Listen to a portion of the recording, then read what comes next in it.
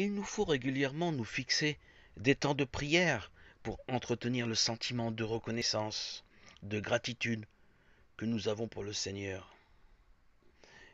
Il nous faut des moments d'introspection pour poursuivre la route. Édifier notre être nous demande des temps de pause. Nous devons dans ces moments clés de voir ce qu'il nous faut pour nous améliorer, nous transformer, telle la chenille qui se métamorphose pour devenir papillon. Ces moments sont des rendez-vous forts qui consolident notre conversion intérieure. Il faut se lever de notre train-train quotidien, à l'aurore s'il le faut. Nous devons répondre à la convocation avec le Seigneur à tout moment, à toute heure.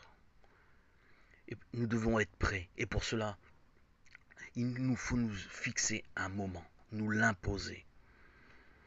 Il est nécessaire de suivre cette règle de vie, de fermer les écluses, les canaux qui nous connectent au monde, pour nous isoler dans un moment privilégié avec le Seigneur, nous mettre à part, de côté, écarter les convoitises du monde qui nous assiège. Nous devons cesser de nous relier à tout ce qui nous connecte à ce monde. Plus d'interdépendance avec l'extérieur.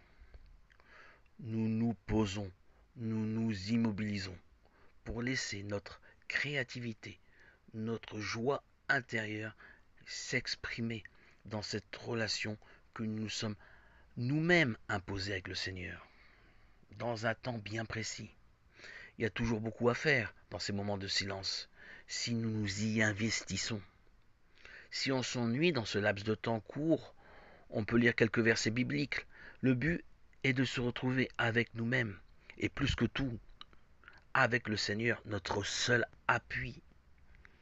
Cette intimité avec le Seigneur, dans ces moments bien précis, nous apaise. Il n'y a pas besoin de rechercher l'extraordinaire dans ces moments tout à fait ordinaires. Dans ce moment que nous consacrons à toi, Seigneur, tu pourvois nos besoins, restaure notre âme, allège nos peines, entretiens notre sourire à notre lever le matin. Par l'Esprit Saint, tu nous accompagnes, renouvelle notre conscience, notre intelligence pour recevoir et accepter ta volonté. Avec toi, Seigneur, tout nous paraît bon, positif, agréable. Nous le savons bien, tout ce que tu fais est pour le bien de notre âme. Notre foi est solide, ferme et enrichie de cette connaissance. Nous t'obéissons sans faire d'efforts particuliers, tout naturellement, sans craindre la rigueur, la condamnation, le jugement. Nous laissons absorber par nos lectures dans ton message d'amour. Par la Bible, éditée dans le monde à des millions d'exemplaires, tu es accessible, Seigneur, à tous et à toutes qui recherchent la vérité. La Bible guide les cœurs des hommes et femmes égarés. Elle devient la boussole, le havre de paix par excellence dans lequel il faut se réfugier. La Bible nous transforme, nous apaise, nous rend tranquilles sur nos horizons. On en profite tous les jours, on la lit tous les jours, rien ne nous dérange, elle nous fait du bien. La Bible est connue de tous. Elle a été éditée à des millions d'exemplaires pour tous. La Bible nous assure notre longévité sur le parcours. Nous gardons dans nos cœurs une tranquillité, un apaisement sans pareil. Ta paix, Seigneur, nous emplit. Jésus est là pour tous. Il nous tend la main chaque moment où nous tournons les pages de la Bible. La Bible, lue et relue, fait disparaître nos doutes pour les transformer en certitude. Nous asseoir, nous immobiliser, nous poser, laisser Dieu s'investir en nous, lui laisser la place dans nos silences, dans nos lectures et la meilleure préparation pour s'engager, affronter les défis du monde, réouvrir les écluses et les canaux, avoir la clairvoyance, saisir les messages, les enseignements que le Seigneur nous donne d'entendre, se fait que par ces moments d'isolement. Jésus ne veut pas que nous soyons paresseux.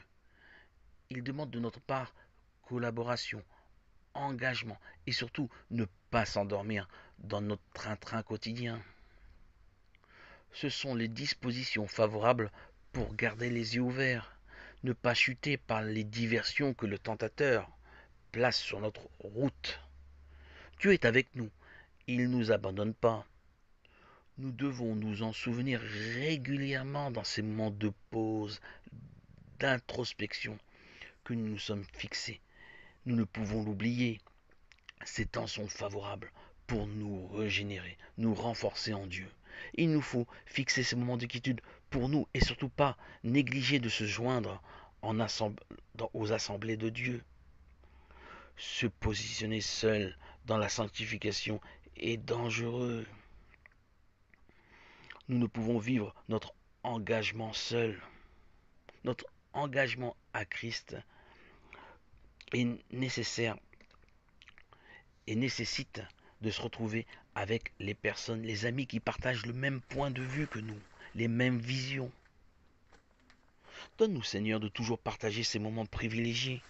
Nous ne pouvons trouver meilleure exaltation pour nous-mêmes que les moments de rassemblement qui nous encouragent et nous édifient pour toute la semaine. Oui, Seigneur, nous voulons des moments pour nous-mêmes, à l'écart du monde, pour nous retrouver et te retrouver. Mais nous ne pouvons pas oublier l'essentiel, le pilier, le plus important pour maintenir notre édification. Être réunis et se rassembler avec les assemblées des disciples de Jésus pour pouvoir continuer et poursuivre notre route, crescendo en crescendo, d'étape en étape, pour nous améliorer, nous raffiner. Gloire à toi, Seigneur Jésus, de nous apporter les enseignements. À toi, Seigneur, tout honneur et toute gloire pour le siècle des siècles. Alléluia.